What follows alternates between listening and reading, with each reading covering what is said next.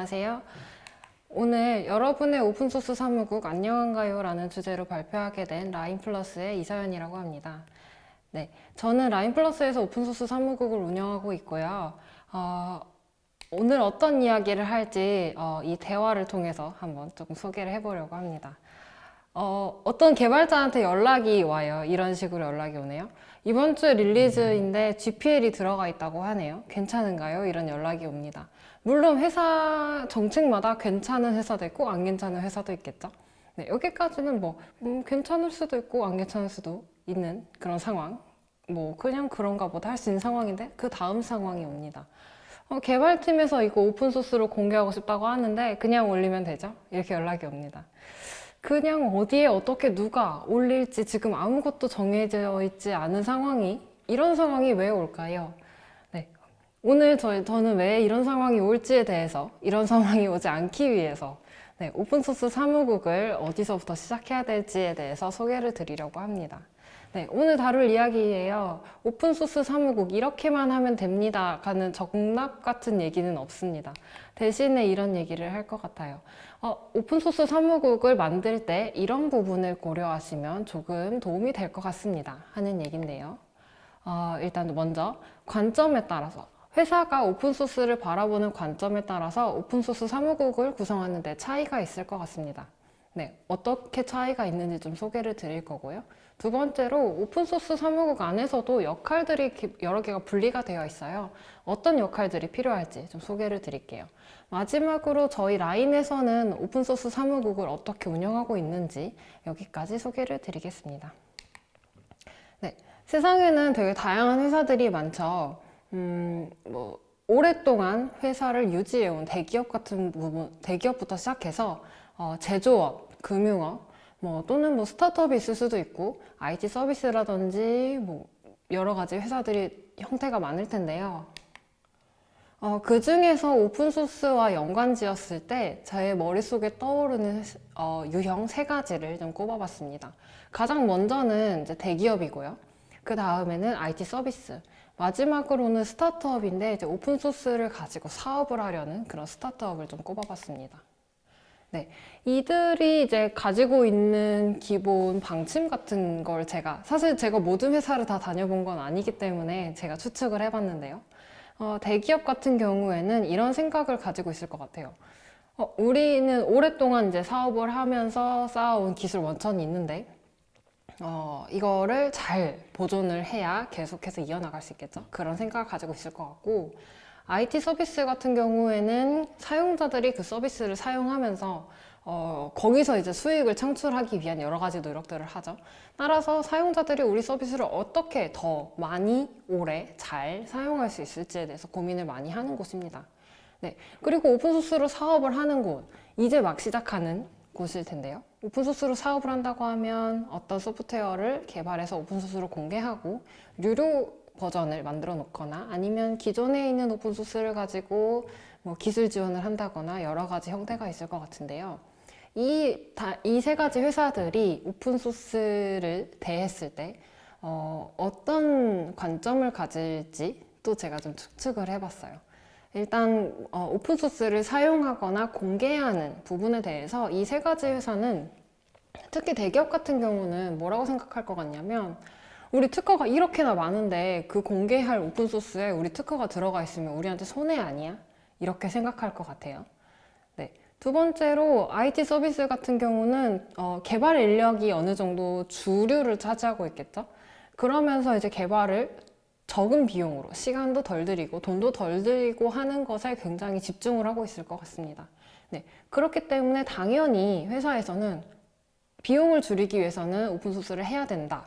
라고 이제 이미 다 인지를 하고 있는 상황일 가능성이 높아요.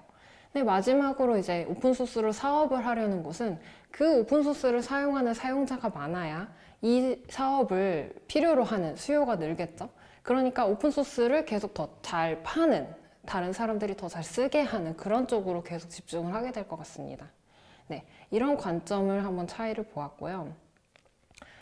또 다른 관점의 차이가 있는데, 우리 회사가 어느 쪽으로 지원을 하게 될지, 그런 관점을 좀 나눠봤어요. 내부를 우리가 집중적으로 지원할지, 외부를 집중적으로 지원할지. 내부를 지원한다는 뜻은 우리 직원들, 우리 회사 사람들이, 우리 개발자들이 오픈소스를 잘 사용하고 우리가 올바른 오픈소스 문화를 형성을 해서 좀 잘 개발을 해보자 이런 생각을 가지고 있을 것 같고요. 그다음에 외부 쪽으로 집중하는 곳. 우리 회사는 이 커뮤니티와 좀 더 친하게 지내고 싶어. 여기서 우리가 얻는 게 굉장히 많네 라고 생각하는 회사가 있을 수 있어요. 네. 직원들과 오픈소스 간의 관계에 집중을 하느냐, 아니면 커뮤니티와 회사와의 관계를 생각하느냐, 이렇게 지원하는 대상에 따라서도 구분 지어 볼 수 있을 것 같습니다. 네. 그래서 오픈소스 사무국 안에서 필요한 역할들을 크게 4가지로 구분해서 설명을 드릴게요. 가장 먼저 프로그램 매니저라고 적어놨는데요. 이 역할은 사실 제가 생각하기에는 임원 정도의 레벨이 되는 사람이 아닐까 싶습니다. 네, 오픈소스 활동은 제가 괄호 안에 투자라고 써놨어요. 오픈소스를 사용할 때 이 오픈소스 안에 어떤 리스크가 있을지 사실은 저희가 다 파악을 미리 하겠죠, 아무래도. 그런데 또 시간을 쓸 것이고요. 또 아니면은 그 오픈소스에 우리 직원들이 잘 친숙해질 수 있도록 교육하는 데에다가 투자를 할 수도 있고요. 그런 투자를 했을 때, 오픈소스 활동에 투자를 했을 때 우리 회사가 어떤 성과를 거두어 드릴 것이냐, 우리 회사의 이익이 무엇이냐, 이런 것들을 전반적으로 다 파악할 수 있는 사람이 있어야 합니다. 그리고 그 사람이 이제 직접적으로 의사결정을 내리는데도 도움을 주겠죠. 네. 두 번째로 컴플라이언스입니다. 오픈소스를 사용하면 그 안에 라이선스가 규정하고 있는 그 의무사항들이 있을 거예요. 그 의무사항들에 대해서 잘 이해를 하고 회사에서 내보내는 제품들에 포함된 그런 오픈소스들을 파악하고 계속해서 지속적으로 규정을 준수하도록 보장하는 역할이라고 볼 수 있고요. 세 번째로 디벨로퍼 릴레이션스입니다. 오픈소스 사무국 안에서도 가장 개발자들이랑 가까이에서 맞닿아 있는 역할이라고 보실 수 있을 것 같아요. 사실 오픈소스 사무국이 필요한 이유는 뭘까요? 개발자가 이걸 필요로 하기 때문에 이걸 지원해 줄 역할이 누군가 있어야겠죠. 그 개발자들이 오픈소스 사무국을 찾지 않으면 이 사무국은 그렇게 보람이 없을 거예요. 할 일이 많지 않을 것 같아요. 근데 만약에 개발자들이 좀 더 잘 찾고 이 오픈소스 사무국의 효율을 이렇게 높이려면 디벨로퍼 릴레이션스 팀의 역할이 중요합니다. 개발자들이 오픈소스 활동을 직접적으로 하는데 어떤 어려움이 있을지, 아니면은 어떤 부분에서 더 지원을 받고 싶을지, 그런 것들을 직접 파악해서 오픈소스 사무국과 소통할 수 있는 그런 창구 역할을 하는 역할을 적어두었고요. 마지막으로 법무입니다. 컴플라이언스가 있는데 법무가 따로 필요한가? 라고 생각하실 수도 있을 것 같은데요. 예를 들어서 새로운 라이선스가 생겼다고 얘기를 해볼게요. 기존에 쓰고 있던 라이선스가 새로운 버전이 나와서 뭔가 약간씩 좀 규정이 바뀌었다고 예를 들어볼게요. 이걸 컴플라이언스에서 모두 다 찾아서 규칙을 만들기에는 조금 무리가 있을 것 같습니다. 아무래도 법률적으로 지식이 해박한 변호사라든지 변리사라든지 그런 법무팀이 있어야 거기서 새로운 규정, 법적인 세부사항에 대해서 보장해주는 그런 백업 같은 역할이 꼭 필요하다고 볼 수 있습니다. 네, 물론 이 4가지 역할이 오픈소스 사무국 안에 적절히 고루 분배해 있을 수도 있어요. 그렇지만 이런 경우를 한번 상상을 해볼게요. 상대적으로 오픈소스 사무국 안에서 컴플라이언스와 법무 쪽의 비중이 좀 크게 자리 잡고 있다고 예를 들어볼게요. 그렇다고 한다면 어느 정도 이제 법률적으로 따라야 할 그런 규칙이 좀 더 강하게 작용하는 상황이 되겠죠. 이런 경우에는 오픈소스 사무국이 이런 일을 하게 될 거예요. 오픈소스를 잘 사용하고 우리가 규칙을 잘 따를 수 있도록, 우리 라이선스 규칙을 잘 따를 수 있도록 사내 정책을 만들고 그런 문화를 만들도록 하는 일을 주로 하게 될 것 같습니다. 네.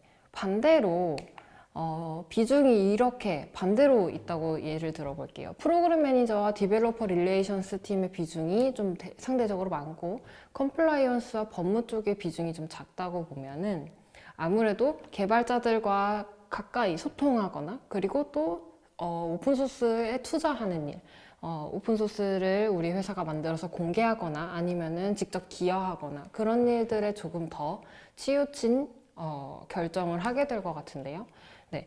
이런 경우에는 오픈소스 사무국은 오픈소스에 적절히 투자하고 개입해서 사내외 관계 형성에 또 그리고 그런 문화를 사내에 자리 잡게 하는 것에 집중하는 업무가 될 것 같습니다. 네, 이렇게 예시들을 보았는데요. 그래서 라인에서는 어떻게 오픈소스 사무국이 운영되고 있는지 소개를 드릴게요. 일단 크게 네 가지로 제가 구분을 해봤는데 가장 먼저 가이드라인을 운영하고 컴플라이언스를 하고 문화를 조성하고 커뮤니케이션을 합니다.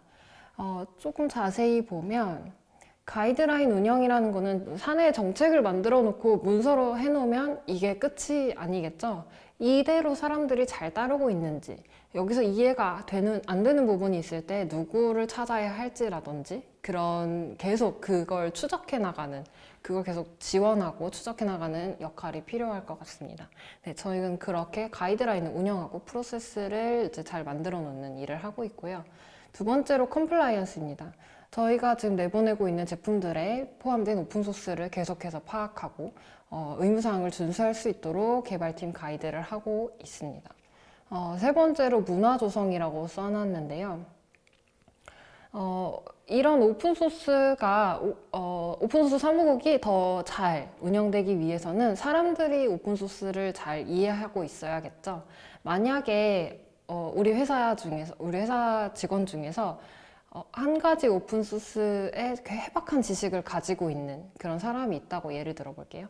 그 사람은 그 혼자서 가지고 있는 게 아니라 그 지식을 서로 나누고 공유하고 우리 직원들이 같이 성장을 해야 결과적으로 오픈소스로 인해서 혜택을 받았다라고 할 수가 있겠죠. 네, 그런 식으로 계속 지식을 전파하고 또는 사내 정책도 계속 소개를 해야겠죠. 우리 이런 정책이 있으니까 따라주세요 라든지 뭐 문의사항은 이쪽으로 해주세요.